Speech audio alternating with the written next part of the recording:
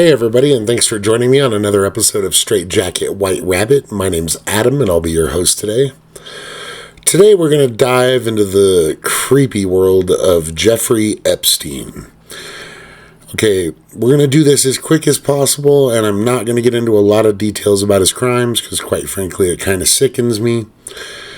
But we're going to give you a brief breakdown, and then we're going to talk about some of the theories that are out there right now. Okay, so Jeffrey Epstein started his career as teaching physics and mathematics at a prestigious private school, who he was hired largely in part because he knew the person who ran it, not because he had the actual credentials to be teaching there, although he is a very smart man from all people's accounts, or at least book smart. Now, he leaves there and he goes to, what was the name of the company? Bear Stearns. He works there. It's a firm. He rises to the level of, I think, like an intermittent partner or a limited partner. After that, he founds Intercontinental Assets Group, Inc. It's a consulting firm attracting wealthy clients. He also then founds his financial management firm, later named J. Epstein and Company. Now, while he had those businesses up and running, he was dealing with ultra-rich people. One of his first and only clients that I can tell from research was actually the prominent Victoria's Secret, or the owner thereof. Now, in 1987, he begins working with the company who was later busted in their downfall as a super vast Ponzi scheme, but he escapes any kind of retribution for that.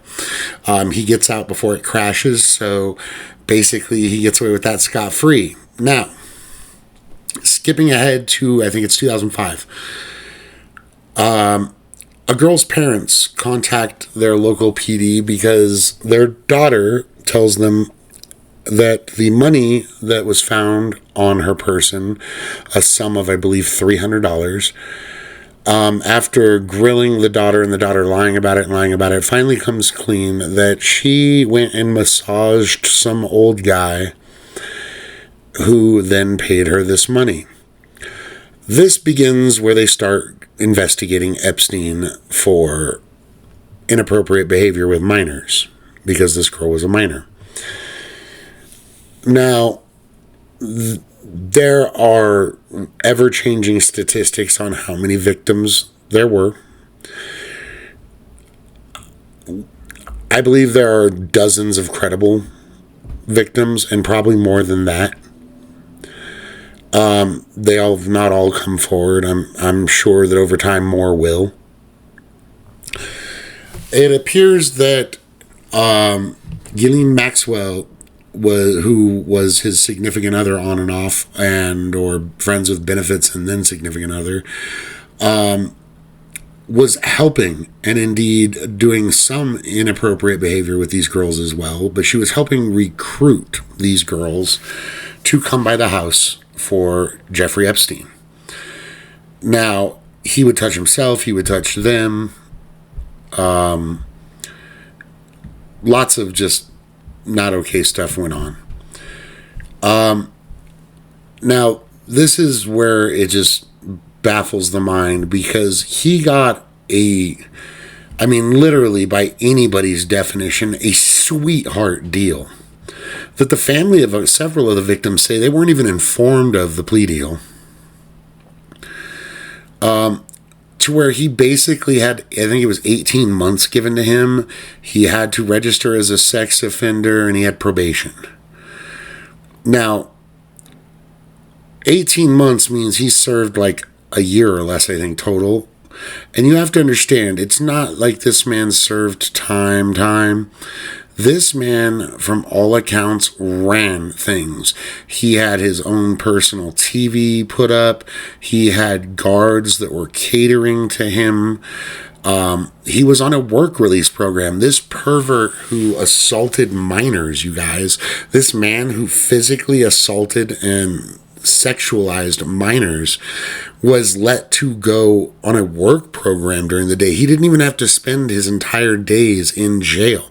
He was allowed to go to his office and work from his office, not handcuffed, not even closely supervised. The police actually stayed outside of the building or in the building lobby for the most part.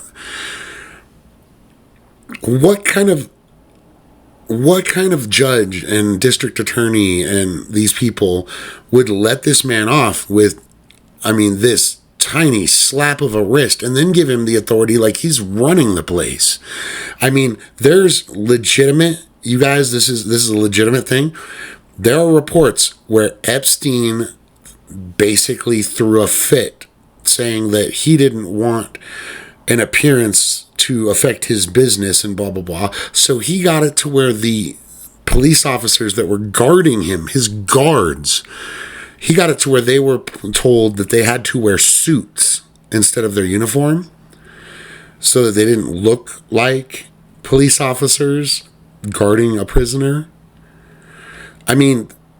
That's ridiculous in and of itself that he got away with this with as much evidence as they had on him. And I don't think I was the only one. I think most of America at the time was like, what in the heck? What just happened? So he moves his companies to the Virgin Islands, supposedly for tax reasons.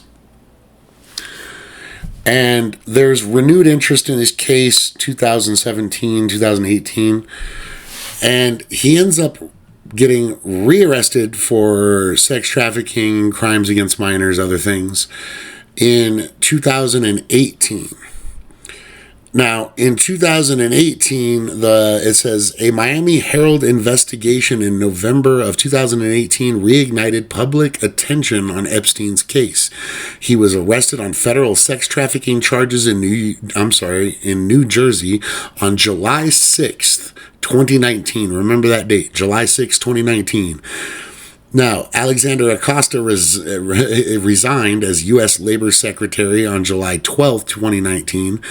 A federal judge denied Epstein's bail July 18th of 2019. And on July 25th, 2019, Epstein was found injured in his cell and placed on a suicide watch. Now, before we go on to the next piece, which we all know what happens from here, but I'm just going to keep going on. Before we do that, I want to say you have to understand when they put him in suicide watch, or when they took him out of his cell, and they put him into suicide watch, it was because they believed he attempted to harm himself. A lot of people believe that it was his cellmate who was an ex-cop. A lot of people called him policeman or Popeye policeman. This guy's arms and stuff were so jacked, his head looked small. Like if you haven't seen pictures of the guy that was Epstein's cellmate, look up Epstein's cellmate. I think I have a picture, I'll throw it up. But the guy is jacked. And Epstein was found barely responsive and kind of just muttering and with severe bruising on his neck. A lot of people said that this guy tried to kill Epstein because he was messing with kids. Police denied that was the case and said that he did it to himself, and they were putting him into the suicide watch. Now, you guys, in a suicide watch, you were never supposed to be alone. You were supposed to either be with your other cellmate or with a guard checking on you on regular intervals, depending on where you are, 15, 20, 30 minutes usually for these intervals. Now, Epstein was found, I believe, at 6:33 in the morning, unresponsive, with a homemade noose made out of a sheet from his cell, by the security people. Now here's another part that just ticks me off. And no wonder that, I mean, quite frankly, I can't blame the fact that there's conspiracies out there about this, guys. You can't discount any of these conspiracies right now because we all know they're lying about something. There's just too many coincidences. If it was one thing here, one thing there, fine. But there's not. And we're going to get into this. So, now, the prison guards were looked at just like they were doing their job. Okay, they found him. He hurt himself. Which one of their rounds did they find him on? Such and such. And we'll get more on the security guards after this because this is important. So at 6:33, they found him. They call in that they've found him unresponsive. They call the ambulance and stuff. Okay. The ambulance comes and gets him. Now, when the ambulance comes and gets him at 7:10 a.m., you guys, this is in the middle of New York. I don't know if you guys know where the prison he was being kept, but it's a big old prison in the middle of New York. It's not exactly a less traveled area either. It's very congested with traffic constantly. But at 7:10, the ambulance grabs Epstein, loads him up, trying to give him resuscitation processes and things supposedly in the ambulance. Now, that's at 7:10. At 7:24, Epstein is being wheeled into the hospital from the ambulance bay. Now, why is that important? Because the photo that was taken by William Fledge. Sorry, guys. William Farrington. That's it. Sorry. Had a slight brain malfunction. William Farrington. He worked for the New York Post, I believe it was. My question is two things. Number one, I'm all for I don't want to get jumped on for this, or what I'm about to say, but I have a question. I'm all for journalists having confidential sources, but is anybody else dying to know how this journalist just happened to be chilling at this specific hospital at 7:24 in the morning that Epstein was being rolled in? No. He was contacted by somebody, obviously. I'm just saying. We all know it. This man was contacted by some source. Had to be someone inside the prison system. We were talking less than an hour after he was found, you guys. 7:24, he was found at 6:33. You're telling me they got from wherever they were in New York to this hospital and the ambulance bay and everything in time to get these pictures? That to me, just, it seems really sus. Like, it seems like really, really suspect. Because I'm thinking, that's just, that seems like purposefully leaked information to me. Like, hey, look, he's toast. Go get some photos so you can have pictures. It just seemed, the whole thing seemed really weird, okay? Now, the guards, we find out that the guards that were working the wing, not only did they not do their appointed rounds like they were supposed to, many of them they missed, because they were sleeping, according to the camera footage that was supposedly reviewed. But it's not just that they were sleeping on the job. Okay, people have fallen asleep at work since the beginning of time, especially people who work graveyards. I could even forgive you being stupid and falling asleep at work. You can't hold a grudge against someone for that forever. I'm sorry, accidents happen. I get it. But the fact that they then falsified all the logs saying, yeah, no, we checked on him at this time, and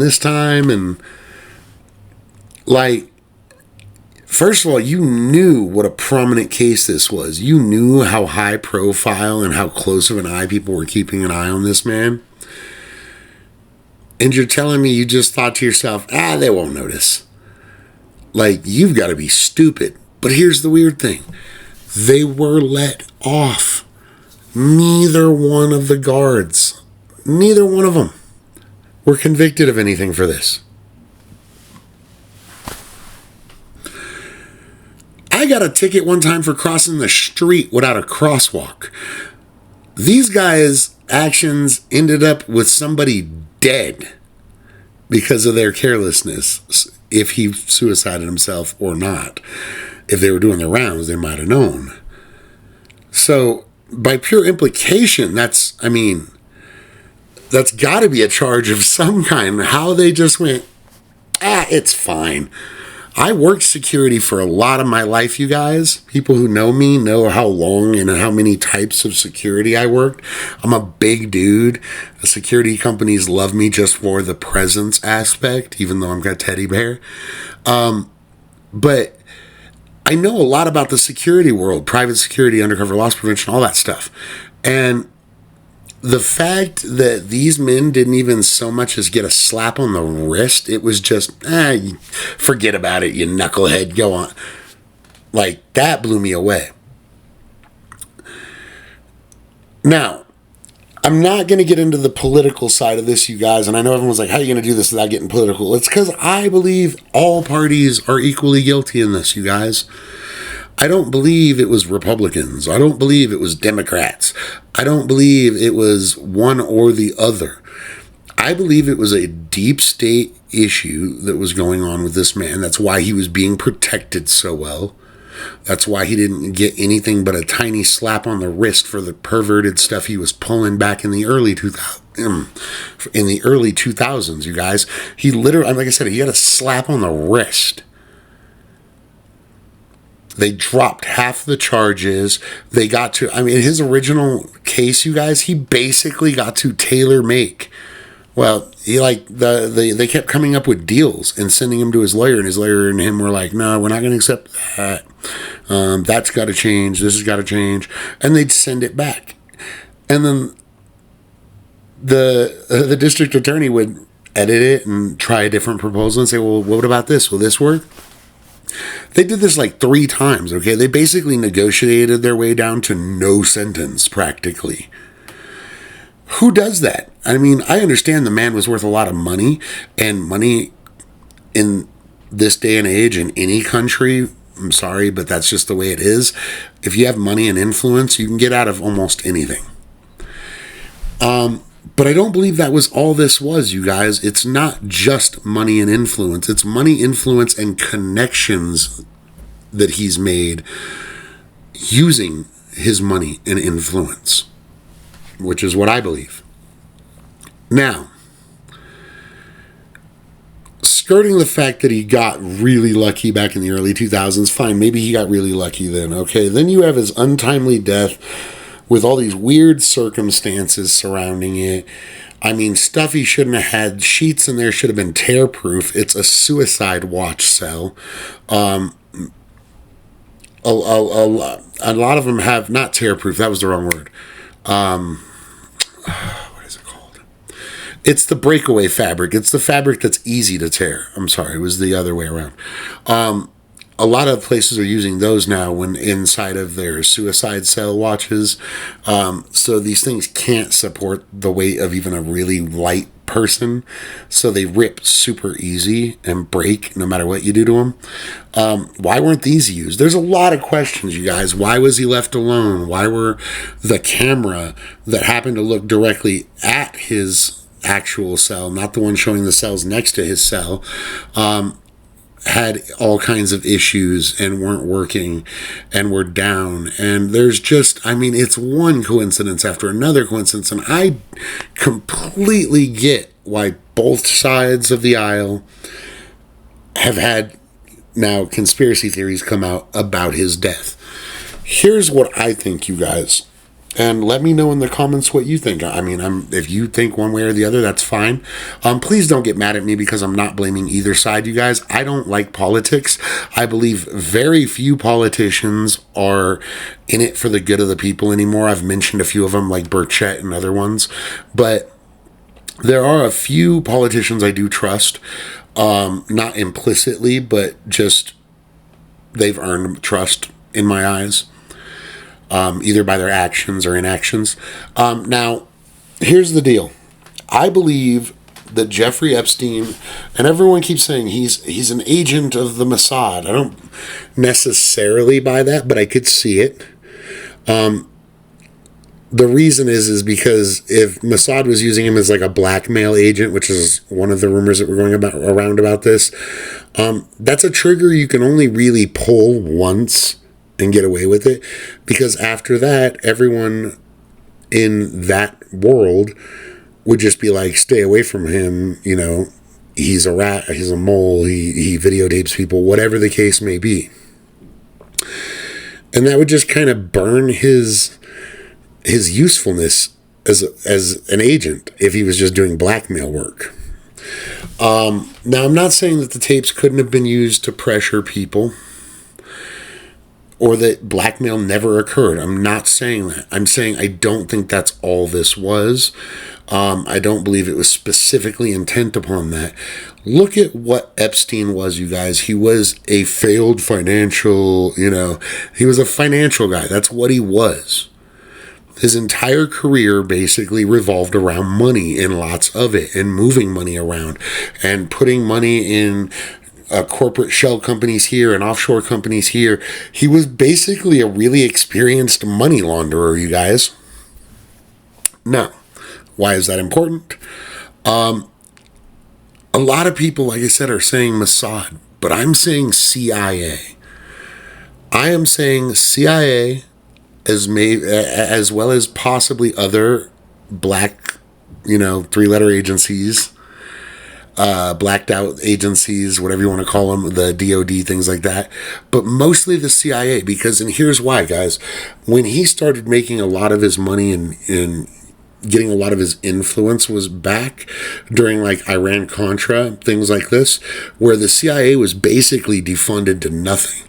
And they had to find ways to fund themselves. Now, they were scrambling there's documented cases that the CIA was using millionaires, billionaires, and other people to subvertly fund covert projects that they didn't want to get funding through Congress on, and then repaying the money back to these people later in various ways from various other fixed organizations that were approved from Congress.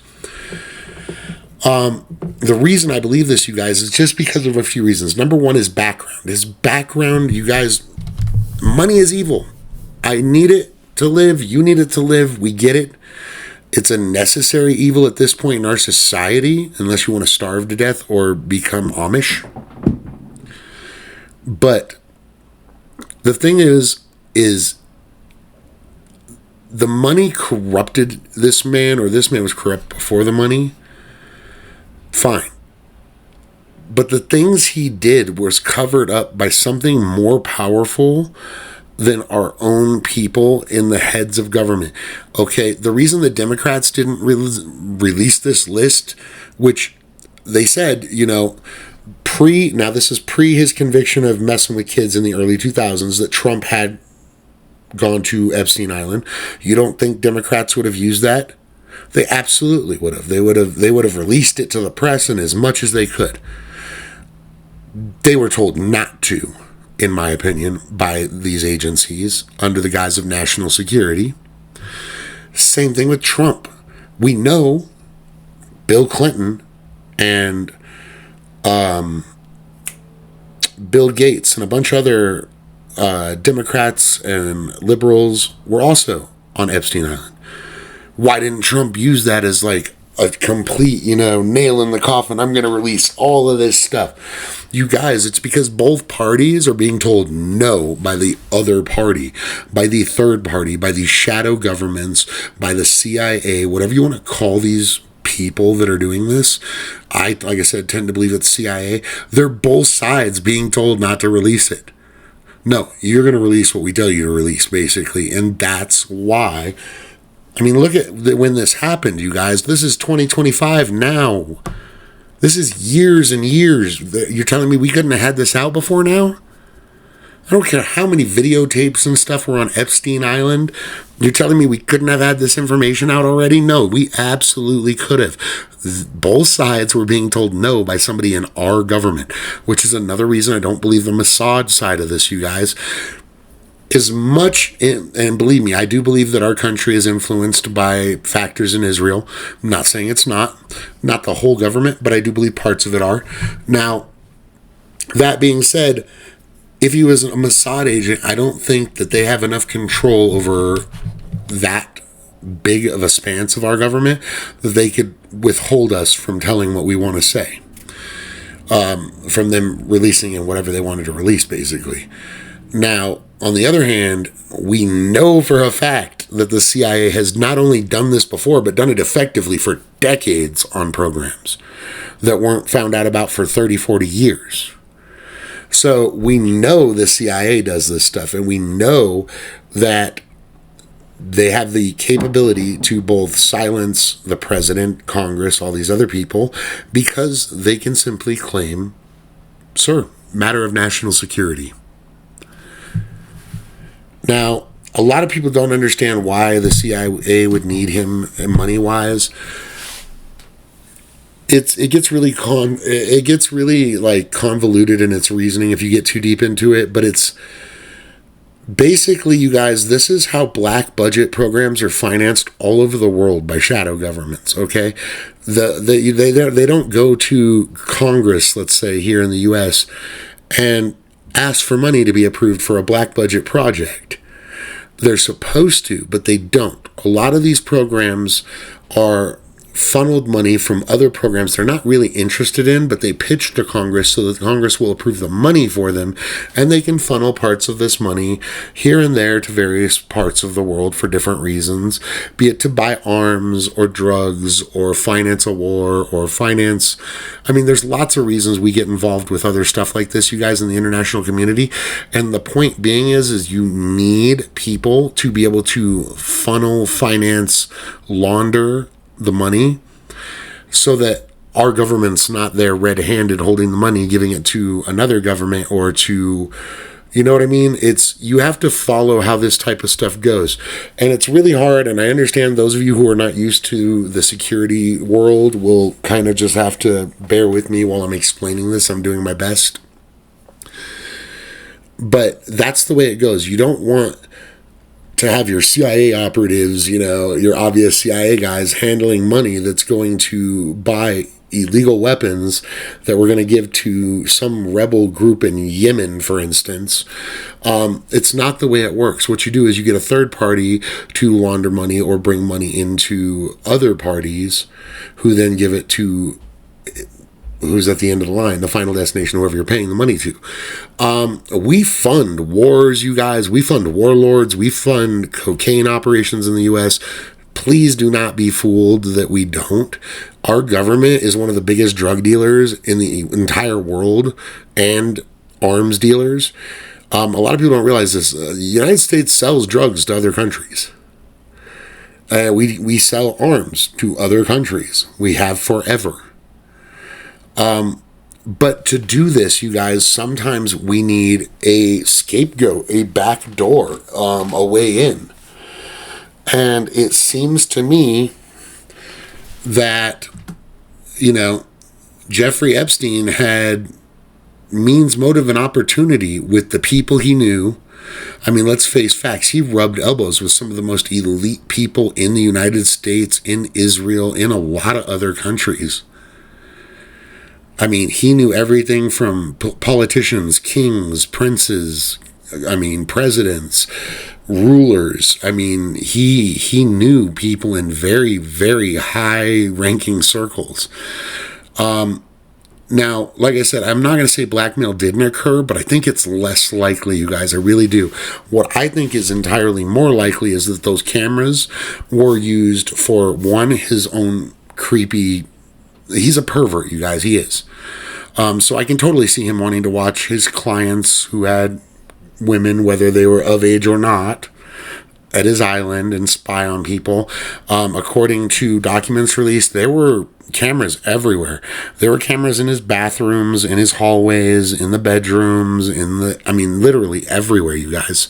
He had every square inch of his estates cameraed. Not just the island either. I'm talking about the ranch in New Mexico. I'm talking about his property in New York. They were all decked out with cameras everywhere. So, yeah, he was a pervert. He probably got a lot of inappropriate things on a lot of people, even just the girls who came to see him. It's entirely possible that's what he used the cameras for, and that's it. However, it is just as likely that he caught some people that he had invited on his island doing things that they might not want to be seen doing. So, do you think he got, Hollywood elites or the Bill Gates or the President of the United States or the Clintons, or who? Do you think he has dirt on these people? I can't say no, because they won't release everything like they said they would. Either party, they both had a chance to release it. Neither one did. They both released what amounts to inconsequential evidence, really, in my eyes. That's why this is going to be the new, JFK, or the new, whatever you want to call it, the new populist conspiracy, because you've already pushed so much shadow onto this subject that the public interest has skyrocketed. And we all understand now, wait a minute, people were lying. Hold on, what's going on here? Because they said, oh yeah, we have files. And the Democrats said, we have files. And the Republicans said, we have files. And then it comes out and both sides end up going, yeah, maybe not. You're both lying. And the only logical conclusion, that I can come up with that both sides would be hamstringed is a third party in our government. Who's the only other organization in our government who's powerful enough to tell the presidents and Congress and whoever else knew about this to shut up? It'd have to be used under the guise of national security or defense. That only leaves a few agencies, you guys. And it just so happens that the CIA is my pick because they don't have a good track record with this. They're forever pulling stunts like this. And they use people exactly like Epstein, because they come out and they say things like, oh no, Epstein was never in the CIA. Well, I'm sure he was never officially sworn in and signed a freaking, his tax paperwork and stuff like that. That's not how financiers for the CIA works.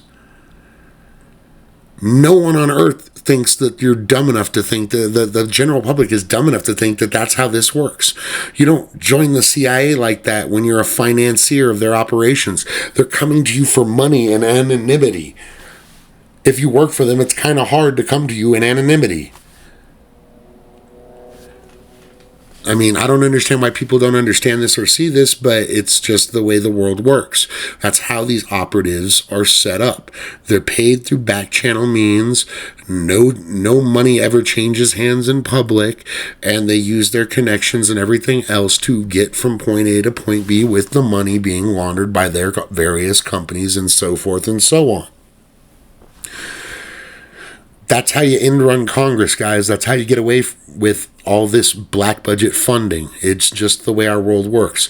Now, if this is true, I'm very disappointed with I hate our deep state government, but I'm very disappointed in the fact that I thought we would at least be better than to be using a person who's a pedophile and protecting a pedophile and using that person as an operative. I swear, I'm losing faith in humanity, guys. And like I said, I don't condone any entire entity of the government. You know, not the IRS or the FBI or any of them, okay? They're not all evil. They have good agents, they have bad agents, and they have people in charge who are either crooked or not. It's the way it goes. It's just like the rest of the population of the planet, guys. There's good guys, there's bad guys, there's in the middle people. That's not to say the organization itself has not been corrupted, because the people who pull the vast majority of the strings in said organization aren't crooked as heck. I can call an organization crooked from top to bottom, but not necessarily mean every employee. And I know that's what it sounds like when you say from top to bottom, but that's not my intention, okay? Like I said, I love my country, you guys. I absolutely love America. I love our freedoms. I love I love us. I love everything about this country, because even good, bad, and indifferent, you guys, you have to understand, if you didn't have all the other stuff that happened in this country, we wouldn't be the country we are. We wouldn't have the values that we have. And we learn from our mistakes in the past so that we don't do them again in the future. So, you know, are there terrible things in our past? Yes, but I am a patriot and I love my country dearly. However, that being said, our government has now spawned several different branches of dark government, of shadow government, that need to be cut completely from our government and then recreated and structured to be a part of the government, not a shadow government. I'm okay with giving military money to work on secret projects if it means keeping us safe, okay? I'm fine with a lot of this stuff. What I'm not fine is lying to Congress about it so that there's no accountability whatsoever, no transparency. These things I am not for. So this is what is going to happen with Epstein, you guys. It doesn't matter now. The only thing short of letting every single thing out, I mean, that's literally probably the only thing they can do. And even then, it's not going to kill the conspiracies at this point. It's just not. But the only thing they can do in the government currently to save any kind of a face on this issue is to admit that there were reasons why they didn't disclose everything, and then do a full disclosure to the absolute maximum they can push it without making themselves look like complete scumbags, because we know they're not going to do that. But I mean, that's the only way you're going to quash the uproar from both left and right on this that you're hearing over the Epstein files.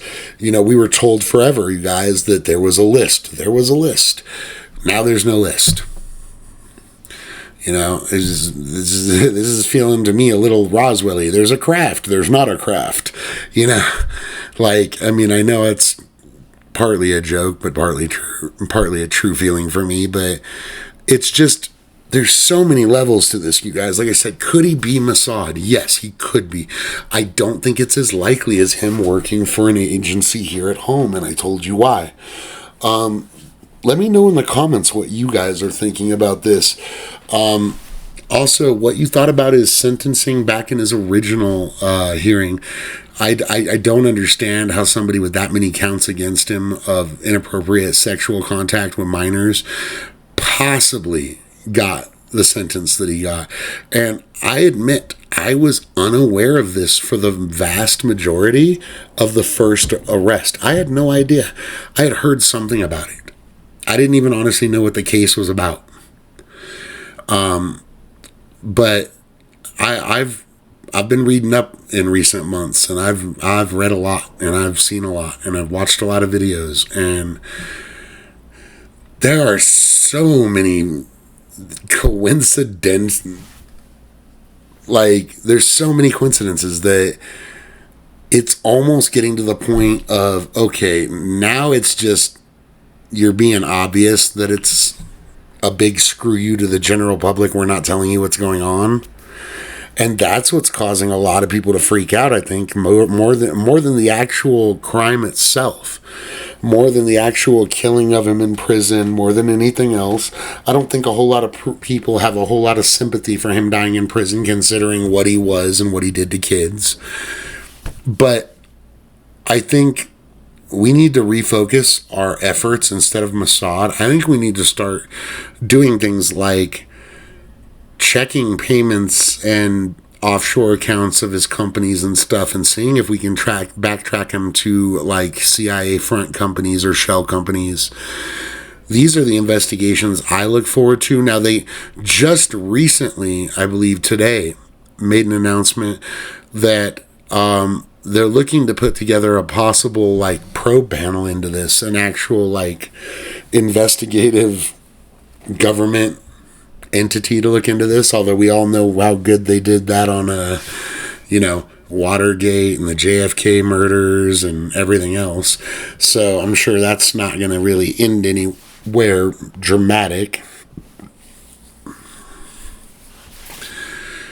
But for me, I'm going to bet my money right now on CIA Financier. I think that he had money, power, position, and the inner circle big enough with the right amount of players and wealthy elites that it just fits better than all of the other theories that I've heard. Feel free to share you guys' stuff down in the chat. I love whenever you guys do this because I read through. You guys know how it is. I play my videos and I'm in there with you guys reading all of this. Special shout out to all my hardcore loyal fans. I love you guys very much. You guys are awesome. Shout out to my brother as well. He knows I love him. J Dreamers. Now, you know what? I think I'm going to end it here. Just because honestly, I'm kind of burnt out on talking about this guy. It creeps me out. He gives me the heebie-jeebies, and I don't like spending too much time or energy on stories of this nature because it really does. Like, I have kids, and the thought of someone doing stuff like this to children, it enrages me to the point where I want to hit things. Now, that being said, I really do appreciate all your guys' likes and comments and subscribes. Share my videos around, you guys. Let everyone know, I'm going to be here for the long run, telling it as it is. And hopefully I will see you on the next video. Much love to you all, and good night.